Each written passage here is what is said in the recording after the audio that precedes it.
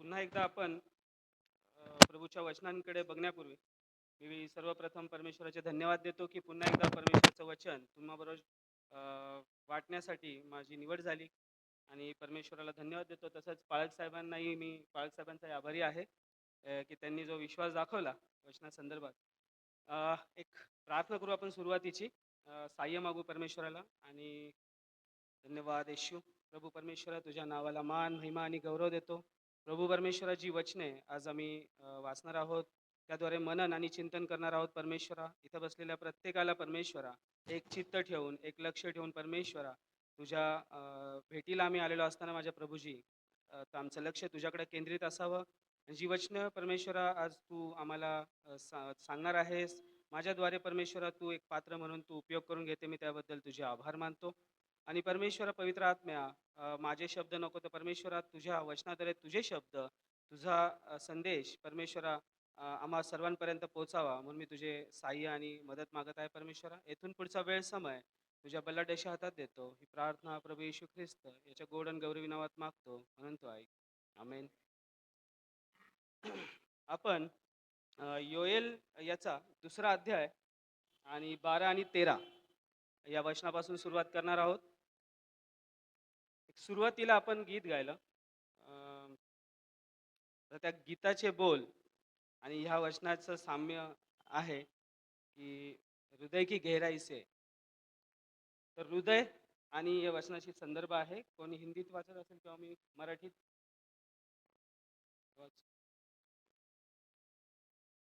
योएल दुसरा अध्याय 12 और 13.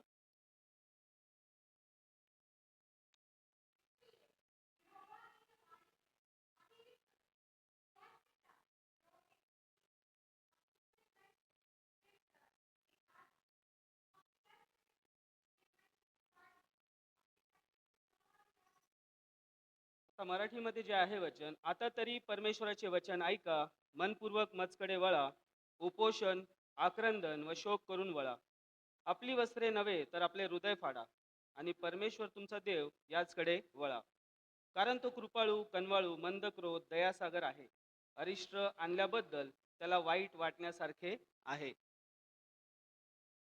या वचनांची सुरुवात करतानाच आपण बघतो एक शब्द वापरलेला आहे, आता तरी.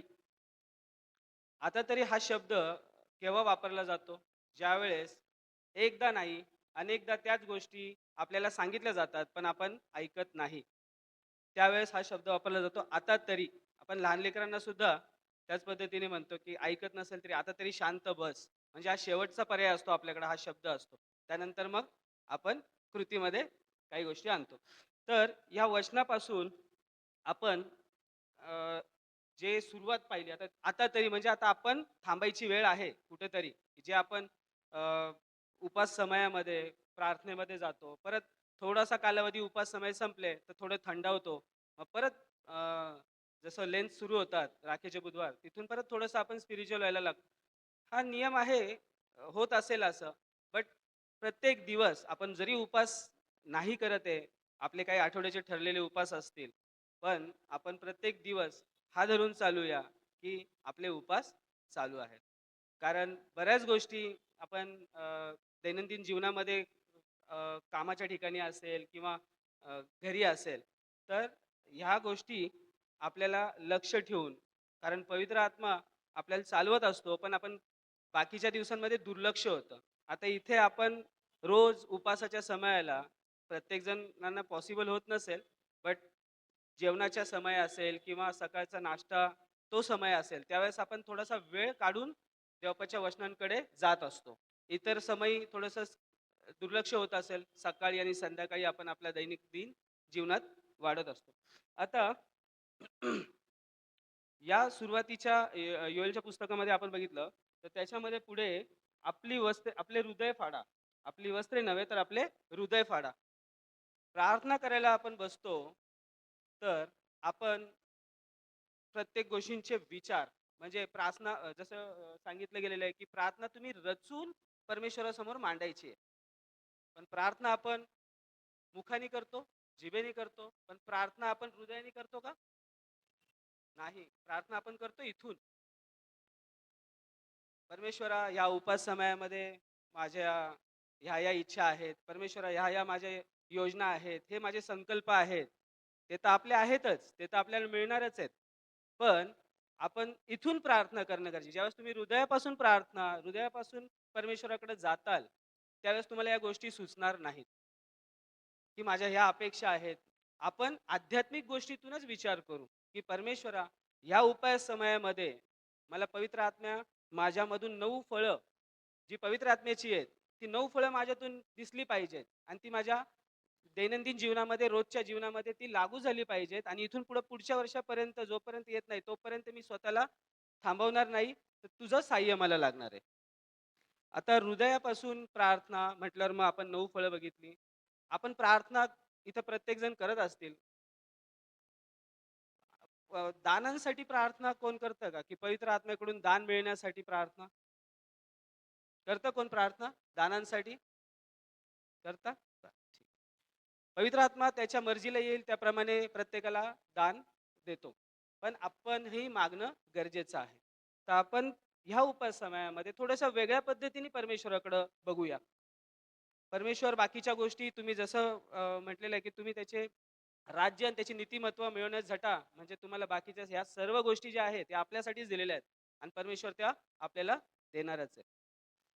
तर आपण मेंदूचा उपयोग न करता आपण हृदयाने प्रार्थना करूया, की जेणेकरून ह्या जिभेद्वारे जे आपण परमेश्वराची स्तुती आराधना करू, तर आपल्या मागण्या नसतील तर परमेश्वराची स्तुती असेल.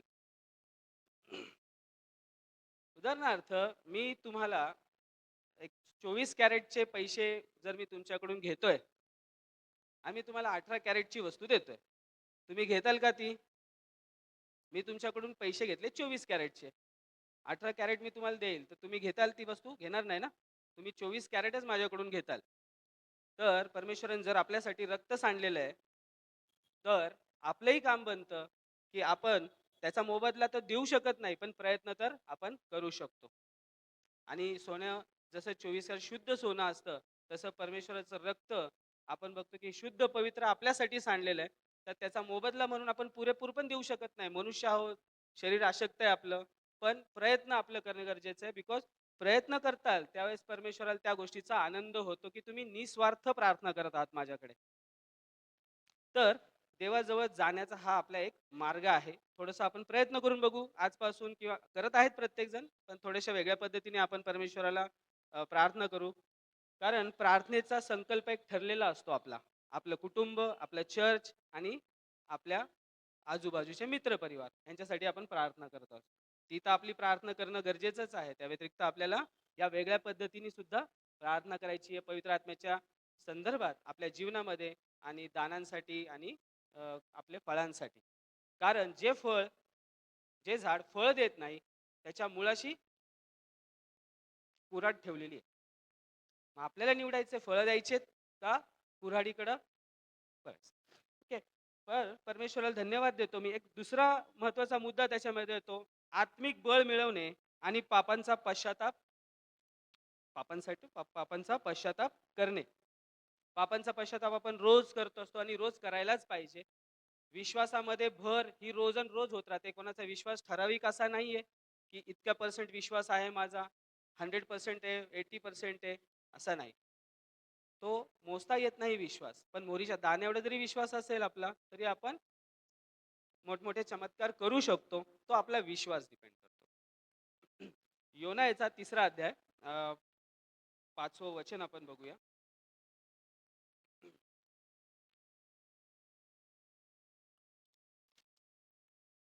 योना 3:5.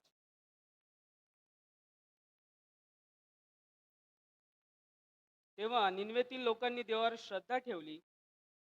त्यांनी उपास नेमिला आणि श्रेष्ठापासून कनिष्ठापर्यंत सर्व गोंताट नेसले. सर्वांनी गोंताट नेसले. गोंताट नेसणं त्यावेळेस गोंताट नेसायचे, राख उधळायचे अंगावर. तो एक पश्चाताप होता, ती एक पद्धत होती. आता आपण उपास प्रार्थना करतो, तर आपण ते त्यांचं एक त्यावेळेसचं ती प्रथा असेल. पण आताच्या आपण बघतो, तर आपण उपास प्रार्थना करतो. तर ज्यावेळेस उपास आणि प्रार्थना करत असतो, प्रार्थनेला आपण बसलेलो असतो. पण मोबाईल असेल किंवा दुसरं डोर बेल असेल, ती वाजली, तर आपण त्या प्रार्थनेतून उठून ते बघण्याचा प्रयत्न करतो किंवा आपलं लक्ष विचलित होतं. मग त्या प्रार्थनेच्या वेळेस जसं उदाहरण पुढे आपण बघूयाच. तर त्या प्रार्थनेच्या वेळेमध्ये आपलं लक्ष आपण काहीही होऊ द्या. आपलं लक्ष फक्त तिथंच केंद्रित असावं. कारण जेव्हा तुम्ही प्रार्थना करत असता, तर परमेश्वर जसं ऐकत असतो, तसं आपल्या अवतीभवती सुद्धा विचलित करणारे आत्मे आपल्या अवतीभवती सैतानाचे असतात.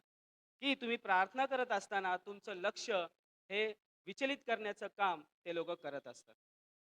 कारण ज्यावेळेस तुम्ही एकाग्रतेने एकचित्ताने प्रार्थना कराल, त्यावेळेस तुम्ही सामर्थ्याने भरत असता आणि ती मुळात त्याची इच्छा नसते सैतानाची की तुम्ही सामर्थ्यामध्ये भरावं.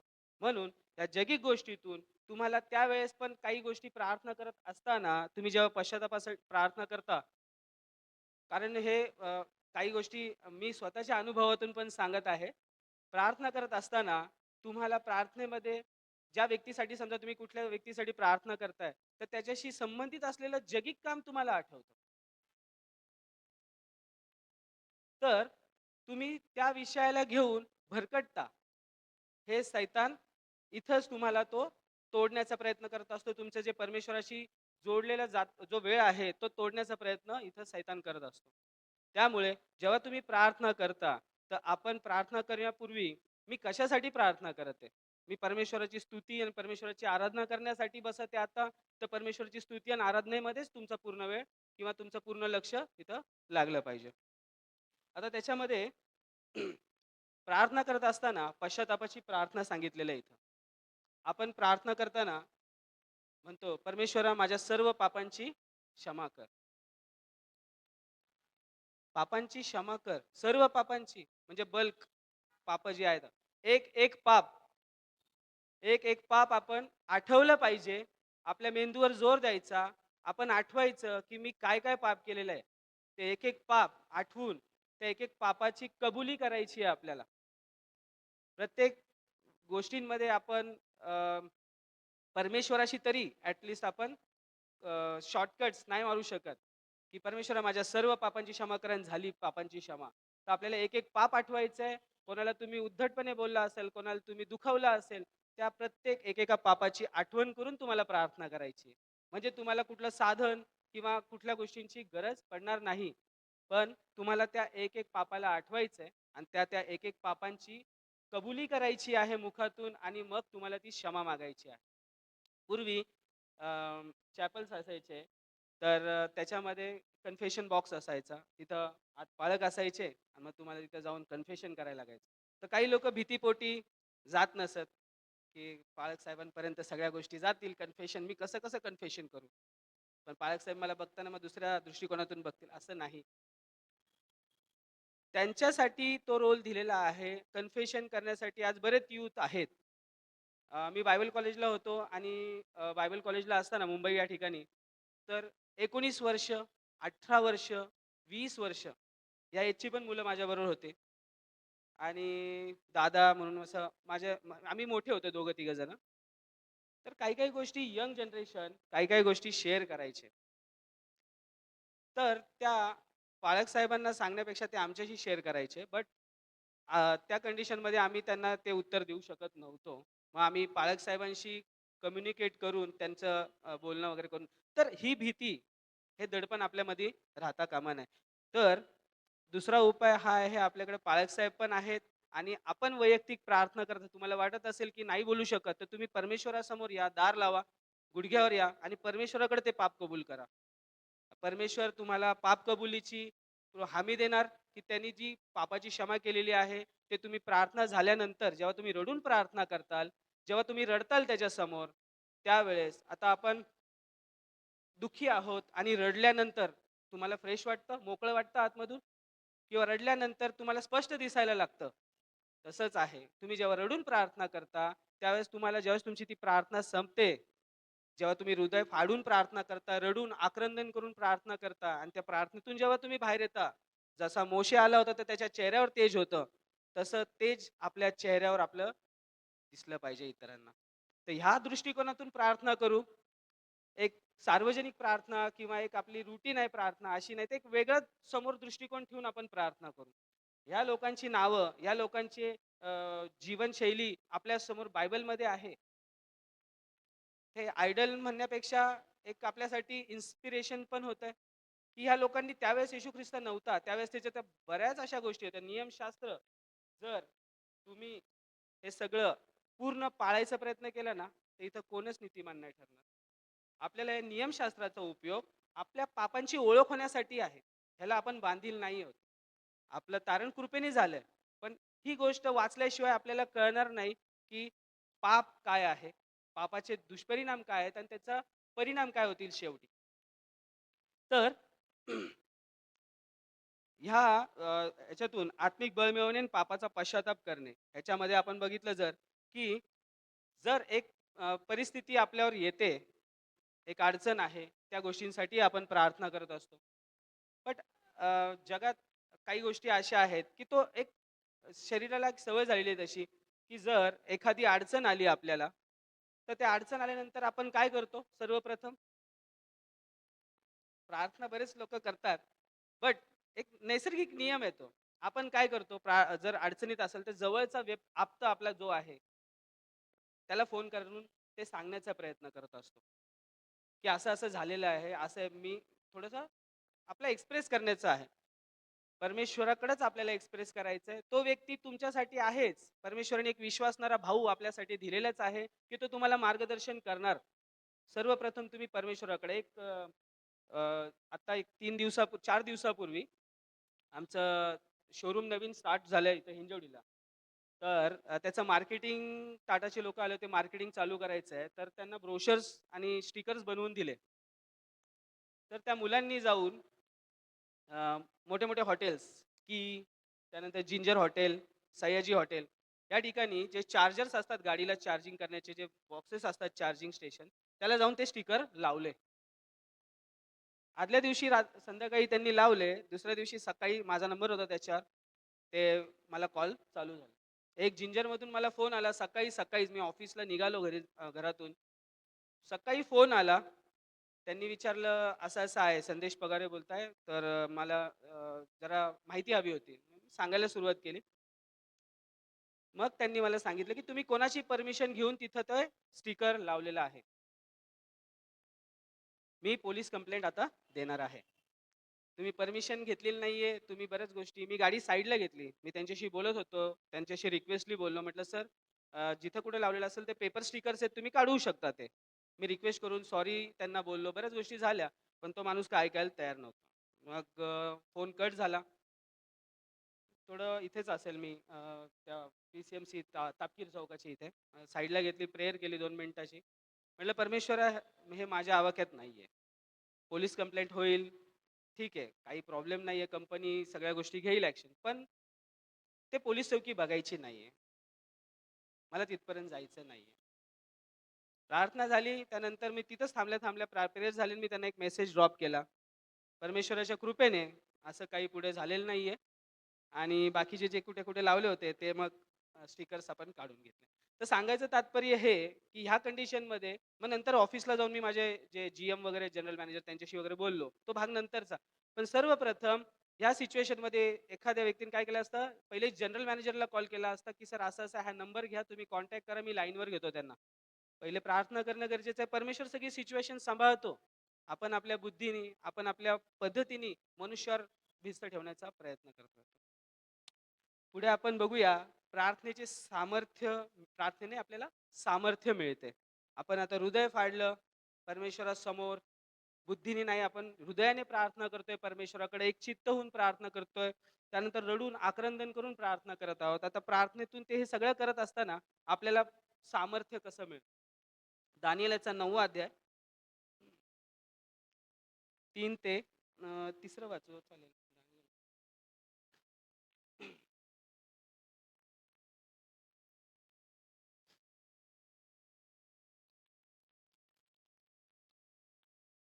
हां, 9वा अध्याय 3 वचन.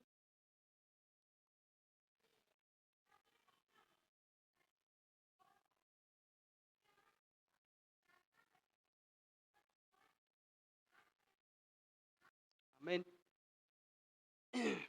हे जाणून मी आपले मुख प्रभू देवाकडे लावून प्रार्थना विनवण्या, उपास गोंताट नेसणे व अंगावर राख उधळणे ही चालू केली. मी आपला देव परमेश्वर याची प्रार्थना करून पापांगीकार केला. तो असा: हे प्रभो, हे थोर व भयावह देवा, जे तुझवर प्रेम करतात व तुझ्या आज्ञा पाळतात, त्याचबरोबर तू आपला करार पाळून त्याचवर दया करीतोस. दानियेलाची गोष्ट प्रत्येकाला ठाऊक आहे. दानियेलाला सिंहाच्या गुहेत टाकलं होतं.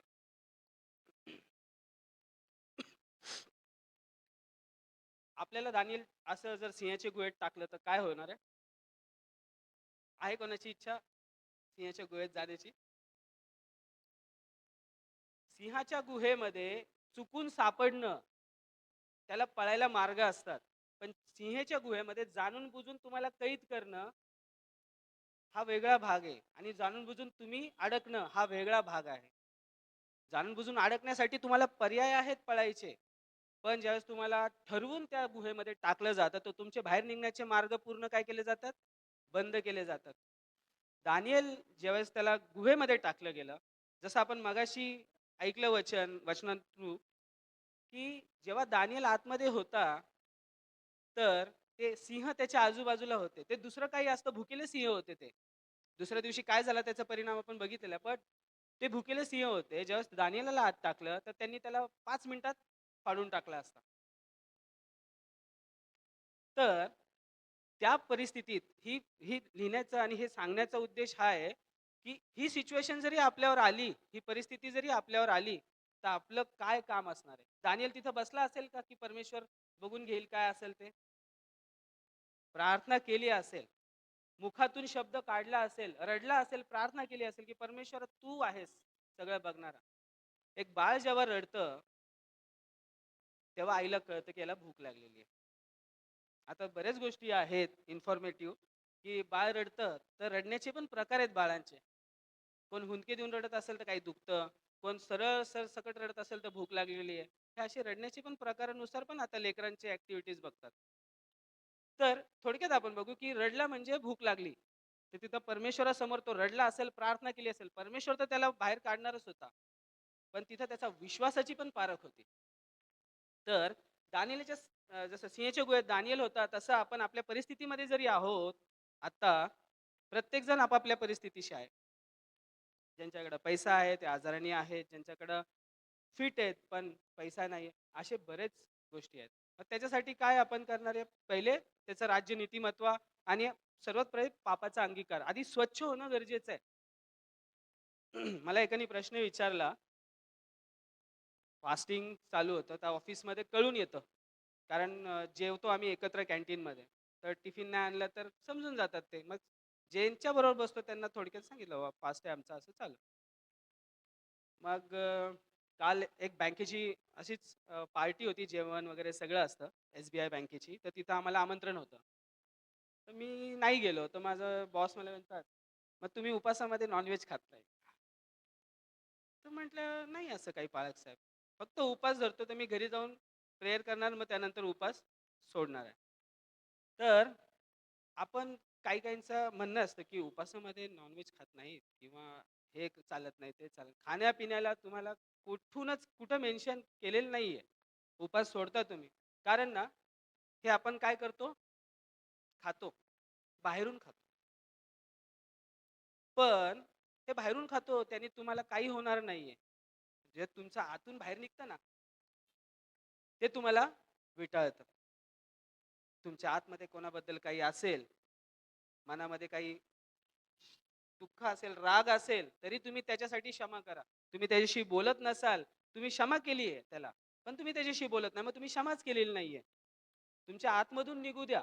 सगळं बाहेर काढा, ओका. परमेश्वरासमोर सगळं सांगा. कारण सगळी घाण तुमची आतमधून सगळ्यात जे डिफिकल्ट आणि म्हणतात त्याला, की प्राण्यांचं तरी शरीर स्वच्छ असतं, आपल्या आतमध्ये खूप गुंतागुंतीचं आहे. तर आतमधून तुम्ही साफ व्हा. बाहेरून जाणार तुम्हाला विटाळत नाही. आता आमच्या असं ठिकाणी मी जॉब करतो, की तिथं कंटिन्युअसली ह्या गोष्टी असतातच, देण्याच्या गोष्टी. गाडी घेतली, की पुढे ठेवलं जातं, त्याच्यातून मग प्रत्येकाला डिस्ट्रिब्यूट केलं जातं. मग ते तुमच्या घेण्यावर न घेण्यावर आहे. तुम्ही घेऊन दुसऱ्याला देताय, तर तुम्ही त्याला आमंत्रण देताय, की "धर बाबा तू खा आता. मी नाही खात तू खा." तुम्ही त्याच्यात पार्टिसिपेट करताय. ओके. तर उपास आणि प्रार्थना यांची जोड असेल, तर आत्मिक शक्ती आपली वाढणार आहे. फक्त आपले प्रार्थनेचे प्रकार आपल्याला हे नियम लावून घ्यायचे आहेत. आपल्या नियमांचा पण परमेश्वर आहे बरं का. म्हणजे कृपा केली आहे त्याने, तर तुम्ही कसंही करू शकतो आपण, असं नाही. डिसिप्लिन पण आहे परमेश्वराला आपल्या. फक्त तो येशू ख्रिस्ताच्या चष्म्यातून बघतो आपल्याला. येशू ख्रिस्ताच्या रक्तातून बघतो. येशू ख्रिस्त जर नसता ना मध्ये, तर मग तो आणि आपण समोरासमोर नाही फेस करू शकत त्याला. तो मध्ये आहे, त्याचं रक्त मध्ये आहे आणि तो आपल्यासाठी तिथं रिक्वेस्ट करत असतो परमेश्वराला. इथं क्षमा मागतो आपण, परत त्या गोष्टी घडतात आपल्याकडून. तर आपण परत समाधानी, आनंदीच असतो सगळ्या गोष्टीत. प्रार्थना केली, संपलं. पण तिथं निगोशिएशन चालू असतं. येशू ख्रिस्त परमेश्वराकडं रिक्वेस्ट करत असतो, आपल्यासाठी विनवणी करत असतो, की परमेश्वरा इतक्या वेळेस राहू दे. करेल, होईल तो, वाढत आहे. तर हा आपला मीडिएटर आपला आपल्या ज्याने आपल्यासाठी रक्त सांडले ना, तो आपल्यासाठी सगळ्या गोष्टी करत असतो. तर त्याच्याकडे आपण प्रार्थना करत असतो आणि पवित्र आत्म्याचं सहाय्य मागत असतो. एक सिंहाच्याच गुहेतलं आपण बघितलं उदाहरण. त्याच्यामध्ये प्रार्थना तो करत होता परमेश्वराकडे. एक दिल्लीतलं उदाहरण कोणाला आठवतंय का? कोणी पाहिलं असेल. दिल्लीमध्ये एक व्यक्ती वरतून खाली पडला होता प्राणी संग्रहालयात. तर एक पांढरा वाघ होता तो. जुनी गोष्ट आहे खूप. कोणी पाहिलं असेल. तर तो वाघाच्या ह्याच्यात आता तो बिचारा मस्तीने नसेल पडला, असंच मस्ती करताना पडला असेल आत. तर तुम्ही प्रार्थना कोणाकडे करताय बघा. ते लक्ष द्या. तो सिंह त्या वाघासमोर पडला. एकच वाघ होता. वाघ एकटाच राहतो. एकच वाघ होता. त्याच्यासमोर तो पडला. त्याच्यासमोर पडल्यावर त्याची ती ॲक्शन होती. हात जोडत होता त्याला. प्रार्थना करत होता. तो कोणाकोणाची नावं घेत असेल आता आपल्याला माहीत नाही. पण तो हात जोडत होता. त्याचं प्रार्थना करण्याचं जे वे होता, तो कुठं होता? चुकीच्या मार्गाकडे होता. त्याला माहीत नव्हतं येशू ख्रिस्त हा भाग नंतरचा झाला. एक उदाहरण देण्याचं काम आहे, की तिथं त्याच्याकडे तो प्रार्थना करत होता. प्रार्थना करण्याचा वेळ दानिएलने पण तिथं तेच केलं असतं तर झालं असतं का? येशू ख्रिस्ताकडे प्रार्थना करत होता. म्हणजे आपण आता जर काम करत आहोत आपल्या ठिकाणी, कामाच्या ठिकाणी, तर चालतं.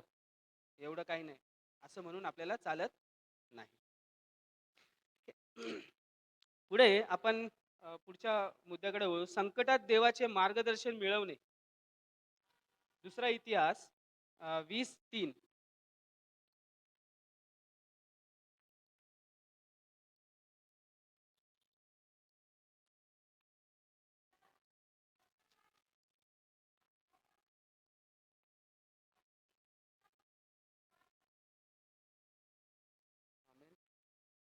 यहोशाफाटास धाक पडला व तो परमेश्वराला शरण जाण्याच्या मार्गास लागला. सर्व यहूदाने उपास करावा असे त्याने फरमावले. यहोशाफाटास धाक बसला, पडला व तो परमेश्वराला शरण जाण्याच्या मार्गास लागला.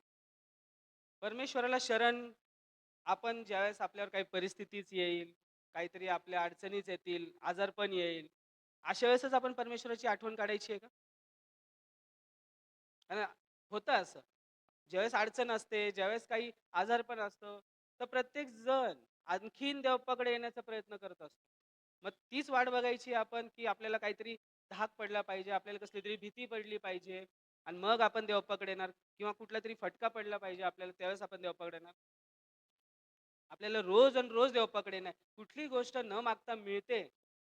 एक वडील आपल्या लेकराला घेऊन जर एखाद्या दुकानात जातो, त्याला माहिती असतं की त्याला काय आवडतं त्या लेकरासाठी. त्याला ते घ्यायचं पण असतं, पण तो बघत असतो लेकराचे हावभाव, लेकराची ऍक्शन काय चालू आहे. आणि ती मजा, ते त्या लेकराची मजा घेत असतो. तर ते लेकराचं कुठं लक्ष आहे, काय हवंय त्याला, तो वडिलांना सांगण्याचा प्रयत्न करत असतो. काही बिनधडक खाली बसून पाया पडतात, काही लोक हळूच खुणावणार की ते पाहिजे. तर तिथं वडिलांचा जिथं धाक आहे, तिथं धाक पण आहे. जिथं प्रेम आहे, जिथं तुम्हाला ज्या गोष्टी पाहिजेत त्या न कळत पण परमेश्वराला ठाऊक असतात. तर म्हणायचं तात्पर्य हे की तुम्ही आपण जसं यहोशापाटाला धाक बसला, तसा धाक बसून मग आपण देवाकडे वळायचं आपल्याला नाहीये. आपण रोज आपल्या जीवनामध्ये प्रत्येक दिवस हा माझा उपवासाचा दिवस आहे, म्हणून आपण जर तेवढं फक्त आपण जरी केलं, तरी आपल्यासाठी खूप परमेश्वराचे आशीर्वाद आपल्यासाठी अजून मोकळे होतील.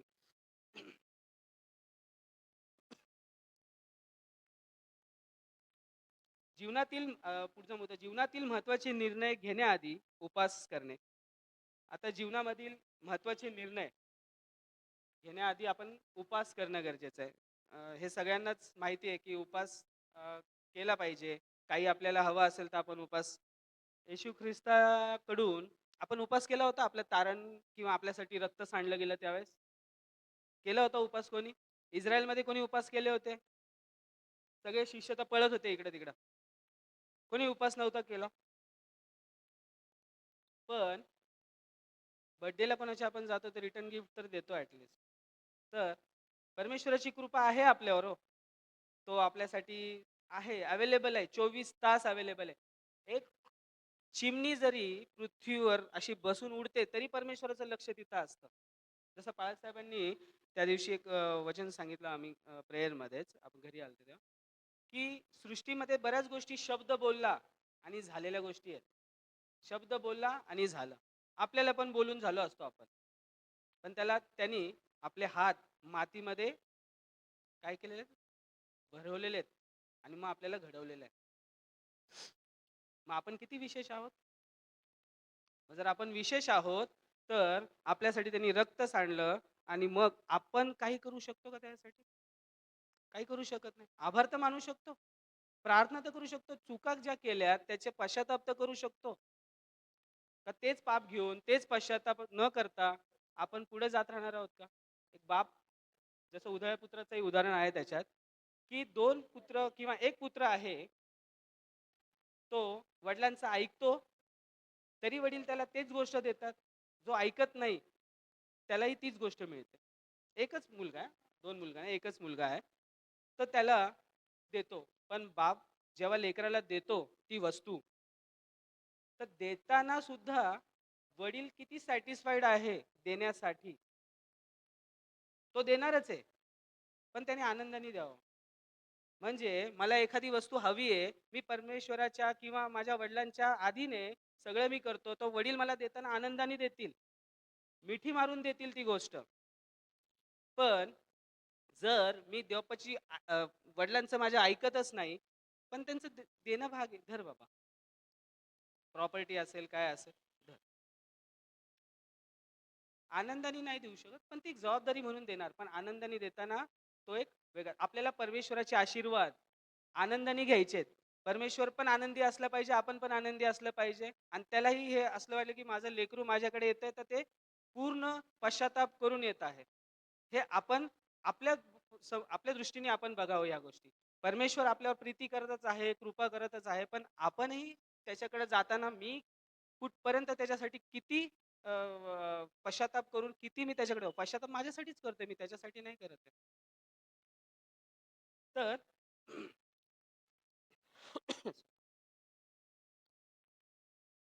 जीवनातील महत्वाचे निर्णय घेण्याआधी उपवास करणे. जसं प्रेषितांचे कृत्य 13वा अध्याय 2रं वचन आपण बघूया.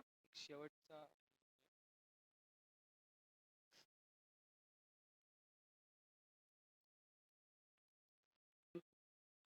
ते प्रभूची सेवा करीत व उपवास करीत असता पवित्र आत्मा म्हणाला, की बर्नबा व शौल यांना ज्या कार्यासाठी मी बोलावले आहे, त्यासाठी त्यांना माझ्याकरिता वेगळे करून ठेवा.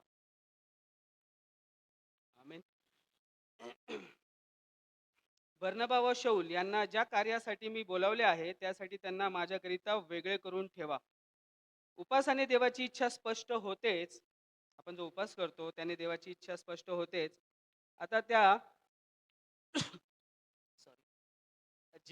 महत्वाचे निर्णय आयुष्यामध्ये, 2 निर्णय तर महत्वाचे असतात. आपण बघतो. निर्णय, प्रथा नाही, निर्णय. 2, एक तर आपण असतं जॉबसाठी, दुसरं लोक लग्नासाठी. बाप्तिस्माच्या वेळेस पूर्वी बाप्तिस्मा, दृढीकरण हे बरेच असायच्या गोष्टी. दृढीकरण असायचं, बाप्तिस्मा आहे अजूनही करतो आपण. तर जीवनातील महत्त्वाच्या गोष्टी ज्यावेळेस आपण प्रभू भोजनाच्या पूर्वी जसं टीन एज संपतं आणि त्याला काय लागतं ते एक बाप्तिस्माचे सेशन्स असतात बाप्तिस्माच्या त्यावेळेस आपल्याला 3 दिवस 4 दिवसाचा कोर्स म्हणण्यापेक्षा आपल्याला बायबलची स्टडी मिळते की त्याचं महत्त्व कळणं गरजेचं आहे आपल्याला. तर ती तयारी आहे तिथं आपल्यालाही सांगितलं जातं की प्रार्थना कशी करावी, तुम्ही काय फील करणार आहात, काय समजणार आहे तुम्हाला, तुम्ही कशी ती आपल्याला ते जे काय होली कम्युनियन कसं घ्यायचं ह्या गोष्टी शिकवल्या जायच्या. आता आमच्या वेळेस होतं दृढीकरण वगैरे, तर त्यावेळेस पाळक साहेबांनी शिकवलेल्या आहेत गोष्टी दृढीकरणाच्या दरम्यान. तर जीवनातील महत्त्वाचे काही गोष्टी आपण निर्णय घेण्यापूर्वी आपण प्रार्थना करणं गरजेचं आहे. त्या गोष्टींसाठी परमेश्वरा ही गोष्ट मला हवी आहे, परमेश्वर ती देणार. पण ती माझ्यासाठी पुढे जाऊन लाँग टर्म असणार आहे का ती थोडक्यातच संपणार आहे ते माहीत नाही. परमेश्वर ती गोष्ट देणार आपल्याला. कोणतीही गोष्ट मागत असताना परमेश्वरासमोर आपण हे मांडावं की परमेश्वरा, माझी अशी इच्छा आहे, पण परमेश्वरा तुझी इच्छा काय आहे, तू माझ्यासाठी काय निर्णय घेतलेला आहे. भले तुम्ही आध्यात्मिक वाढीसाठी करत आहात तर परमेश्वरा दान, तर मला पवित्र आत्म्याचं दान मला हवंय, तर मला आरोग्याचं दान हवंय, मी टीचिंगचं मला दान हवंय, मला खूप आवडतं टीचिंग, मला टीचिंगचं दान हवंय, मला प्रीचिंगचं दान हवंय, मला भविष्यवाणी सांगण्याचं दान असावं, मला अन्य भाषा समजण्याचं दान असावं. तर अशी प्रार्थना आपण करणार का परमेश्वराकडे की पवित्र आत्म्याचा अन्य भाषेचा उलगडा करणारं ज्ञान मला हवंय परमेश्वर. पवित्र आत्मा दान देणार आपल्याला, पण तो त्याच्या मर्जीने देणार आहे. तर आपण पवित्र आत्म्याकडे परमेश्वराकडे प्रार्थना करत असताना या जीवनातील महत्वाच्या गोष्टी आहेत बरं का. या बाकीच्या गोष्टी तर इथंच राहणार आहेत आपल्या.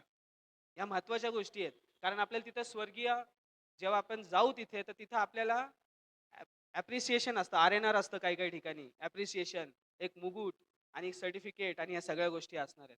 त्या मिळवायच्यात. मग त्या प्रार्थना करून वगैरे आपण मिळवूया. पण त्या प्रार्थनेच्या दरम्यान ह्या सगळ्या गोष्टी करत असताना आपल्याला आपण बाहेर जगामध्ये पण वावरतोय.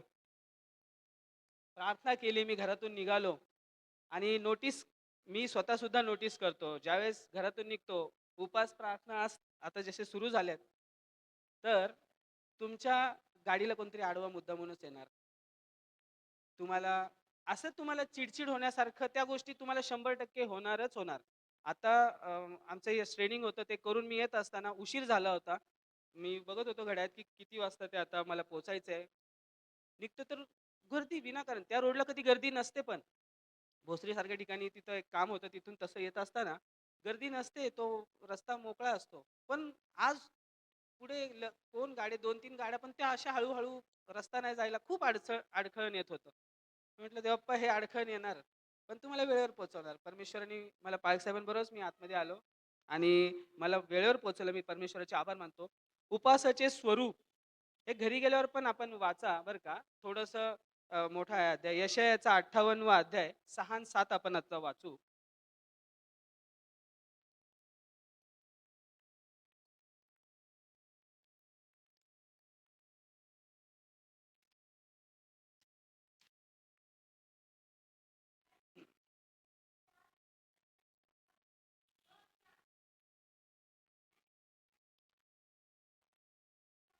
आमेन.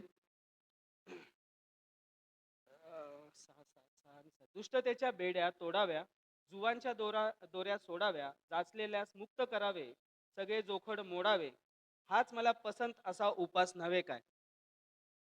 तू आपले अन्न भुकेलास वाटावे, तू लाचारास व निराश्रितास आपल्या घरी न्यावे, उघडा दृष्टीस पडल्यास त्यास वस्त्र द्यावे, तू आपला बांधवाला तोंड लपवू नये, हाच तो उपास नव्हे काय. तर प्रियांनो, उपासाचे स्वरूप, प्रार्थना सगळ्या गोष्टी आहे. उपासाचे स्वरूप आपण हे बघितले की ह्या गोष्टी पण आपल्याला करायच्यात. ज्यावेळेस ते अ,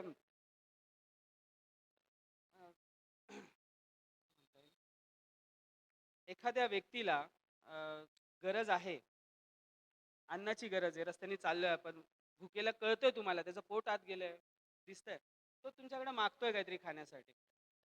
मी तुमच्यासाठी प्रार्थना करतो, तुम्हाला जेवण मिळून जाईल. मी प्रार्थना केली तिथं 2 शब्द 5 मिनिटं काय असतील ते. त्याला आशीर्वाद दिले, बाप्पा तुला जेवण पुरवलं, मी तिथून निघून गेलो. परमेश्वर पुरवेल, पण तिथं माझंही काम बनतं. कदाचित परमेश्वरांनी नाही, पण कदाचित नाही तर परमेश्वरांनी मला तिथं त्याच्यासाठीच पाठवलेलं आहे. प्रार्थना तर करायचीच आहे आपल्याला, आणि गरिबांना मदत सुद्धा, जेवण काय असेल ते फूड. सध्या जेवण देणं थोडंसं रिस्की झालंय, कारण काही होऊ शकतं, फूडवर केस होऊ शकतं, बऱ्याच गोष्टी आहेत. त्यामुळं त्या गोष्टी सांभाळून आपल्याला करायच्यात. अन्याय दूर करणं, म्हणजे कुठं काही चाललं असेल, जसं मगाशी आता ते आपल्याच इथून होते, पण असं रस्त्याने चाललं तर मधीच आपण रस्त्याने जाणारे कुत्र्याचे कान ओढायचे नाही. पण अन्याय दूर म्हणजे काही चुकीचं घडत असेल तर तिथं सांगण्याचा प्रयत्न करणं, ते आपलं काम आहे. हृदयाने नम्र होणं, इथून नाही. इथून म्हणजे मग ते मीट अँड ग्रीट फक्त. येस, मग परत आपण ते इथून आपलं असणं गरजेचं. हे कायमस्वरूपी आहे, हे बदलत राहणार. जशी टेक्नॉलॉजी वाढते तसं हे बदलत राहणार, पण हे तेच आहे जे आपल्याला, इथं काही चेंजेस होत नाही. इथं फक्त मग ते तुम्ही काय साठवून ठेवता, ते त्याच्यावर अवलंबून आहे. ते तुम्ही बाहेर काढताय म्हटल्यावर मोकळंच आहे. आत्मिक शुद्धता ठेवणे. आत्मिक शुद्धता खूप मोठा आहे विषय हा पण. आत्मिक शुद्धता ठेवणे म्हणजे आत्म्याच्याच प्रेरणेने चालणे. यशया जर तुम्ही आहे ना, घरी जाताल ना तुम्ही, तर यशयाचा 58:9 ते 10 हाच विषय आहे. ह्याच्यावर एकदा बघा तुम्ही. परमेश्वर तुमच्याशी आणखीन वेगळ्या पद्धतीने बोलेल. आणि परमेश्वराचे धन्यवाद करतो मी, की परमेश्वराने त्याची वचनं माझा उपयोग करून घेतला, आणि त्याची वचनं प्रत्येकापर्यंत पोहोचली. प्रत्येकाला अ, त्या वचनांद्वारे परमेश्वर आशीर्वादित करो.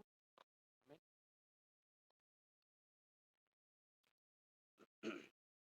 हालेलुया. पवित्र पवित्र सेनाधीश परमेश्वर, आम्ही तुझ्या नावाला मान, महिमा आणि गौरव देतो बाप्पा. प्रभूजी, आम्ही इथे एकत्रित जमलेलो असताना माझ्या स्वर्गीय पित्या बाप्पा, जिथं तुझी स्तुती आराधना चालते परमेश्वरा.